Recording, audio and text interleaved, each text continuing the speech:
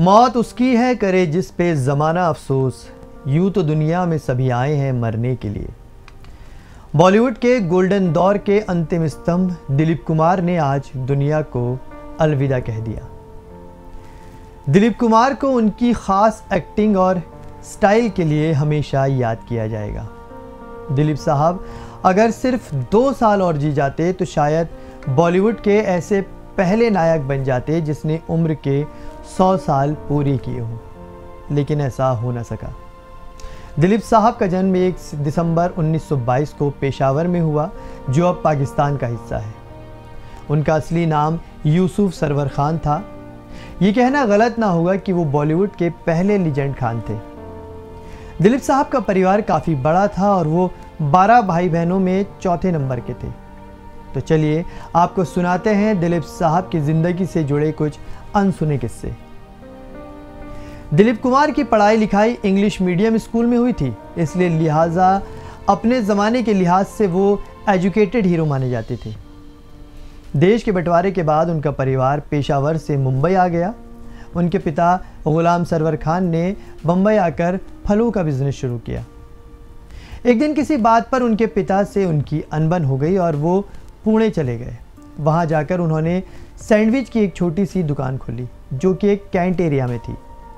जब उनका कॉन्ट्रैक्ट ख़त्म हुआ तो उनके पास लौटने के अलावा और कोई चारा नहीं था, लेकिन अब की बार वो 5,000 रुपये जोड़ कर लौटे थे, जो ज़माने के हिसाब से एक बड़ी रकम मानी जाती थी। दिलीप अपने पिता का व्यवसाय नहीं करना चाहते थे। 1943 में उनकी मुलाकात डॉक्टर मसानी से हुई। उन्होंने उनसे बॉम्बे टॉकीज़ में काम करने को कहा। वहीं पर यूसुफ खान दिलीप कुमार की मुलाकात देविका रानी से हुई। देविका रानी ने उन्हें 1250 रुपये की सैलरी पर बॉम्बे टॉकीज़ में नौकरी दे दी। यहाँ उनकी मुलाकात अशोक कुमार और शशाधर मुखर्जी से हुई, जिन्होंने उनसे नेचुरल एक्टिंग करने को कहा। कुछ ही सालों में ये दोनों उनके बहुत अच्छे दोस्त बन गए। शुरुआत में यूसुफ खान यहाँ पर स्टोरी लिखने और स्क्रिप्ट को सुधारने में मदद करते थे, क्योंकि उनकी उर्दू बहुत अच्छी थी। बाद में देविका रानी ने उन्हें नाम बदलने की सलाह दी। देविका ने यूसुफ खान को 3 नाम सुझाए और उनमें एक चुनने के लिए कहा। ये नाम थे जहांगीर, वासुदेव और दिलीप कुमार। उन्होंने आखिरी नाम चुना। उन्हें यह भी लगा कि अपने इस नाम से वो अपने पिता से अपने अभिनय के काम को छुपा सकेंगे, क्योंकि उनके पिता को ये नाटक करने वाले बिल्कुल पसंद नहीं थे। इस तरह से बॉलीवुड सिनेमा को दिलीप कुमार मिले। उनके बाद देविका रानी ने ही उन्हें फिल्म ज्वार भाटा में कास्ट किया, लेकिन ये फिल्म कुछ खास नहीं चली। दिलीप कुमार ने अपनी एक्टिंग की स्टाइल खुद अपने तरीके से विकसित की, जो एक्शन और स्पीच दोनों का मिला जुला रूप था। उस ज़माने में एक्टिंग का मतलब लाउड माना जाता था, लिहाजा दिलीप कुमार ने अपने को इस अंदाज से बिल्कुल अलग रखा। फिल्म क्रिटिक्स के मुताबिक दिलीप कुमार ने ही सबसे पहले ये दिखाया कि नेचुरल एक्टिंग क्या होती है, जो बाद में बॉलीवुड में आत्मसात की जाने लगी और इनके बाद आने वाले हर एक्टर उनकी अदाकारी को एक चुनौती के रूप में लिया करते थे और इनसे बहुत कुछ सीखा करते थे। दिलीप कुमार ज़्यादा फिल्में नहीं करते थे। उन्होंने अपने पूरे करियर में सिर्फ 63 फिल्में की हैं। उनका फिल्मी करियर करीब 60 सालों तक चला। उन्होंने इस दौरान अलग अलग किरदार निभाए और जिस किरदार में गए उसे साकार कर दिया, चाहे वो नए दौर का तांगा चलाने वाला हो, या फिर कोहिनूर में सितार बजाकर महफिल लूटने वाला हीरो हो, या फिर मुग़ल आज़म का शहज़ादा सलीम।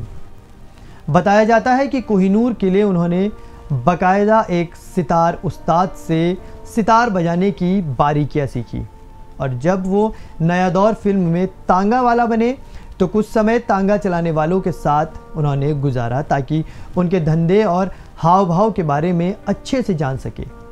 सत्यजीत रे उन्हें एक अल्टीमेट मेथड एक्टर कहा करते थे। दिलीप कुमार को बॉलीवुड का ट्रेजेडी किंग भी कहा जाता था। अपने करियर में उन्होंने 8 फिल्म फेयर ट्रॉफी लगातार अपने नाम की।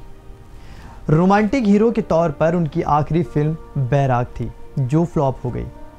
तब तक वो 54 साल के हो गए थे। तब उन्होंने सोचा कि अब वो लवर बॉय वाली फिल्में नहीं करेंगे और तब उन्होंने 4 साल के लिए फिल्मों से ब्रेक ले लिया। 1981 में उन्होंने वापसी की और ये फिल्म थी क्रांति। उनका रोल क्रांति में बहुत बड़ा नहीं था लेकिन प्रभावित करने वाला था। शक्ति फिल्म में वो अमिताभ के पिता के किरदार में नजर आए। बाद में अपनी कुछ फिल्मों में उन्होंने नसीरुद्दीन शाह, राज बब्बर, अनिल कपूर जैसे कई नए जनरेशन के कलाकारों के साथ भी काम किया। उनकी आखिरी फिल्म थी किला, जो कामयाब नहीं हो पाई। दिलीप कुमार की सबसे लंबी जोड़ी मधुबाला के साथ चली। उनकी लव स्टोरी बहुत ही चर्चित रही, लेकिन दिलीप कुमार ने बाद में बॉलीवुड की सुपरहिट एक्ट्रेस सायरा बानो से शादी कर ली।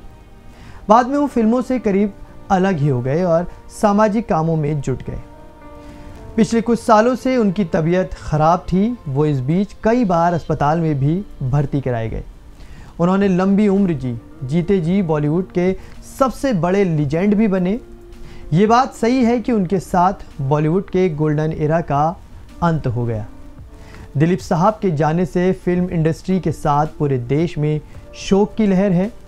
फिल्मी दुनिया की हस्तियों के साथ प्रधानमंत्री नरेंद्र मोदी ने भी उनके निधन पर शोक जताया और उनकी पत्नी सायरा बानो से फ़ोन पर बात करके उनको ढांढस बताया। तो दिलीप कुमार के साथ साथ फिल्म इंडस्ट्री के एक इरा का आज अंत हो गया और फिल्मी दुनिया का ये ट्रेजेडी किंग हमेशा के लिए इस फानी दुनिया को अलविदा कहकर चला गया। तो दिलीप कुमार से जुड़ी इस खास रिपोर्ट में आज के लिए बस इतना ही। आप बने रहिए जे न्यूज़ के साथ। नमस्कार।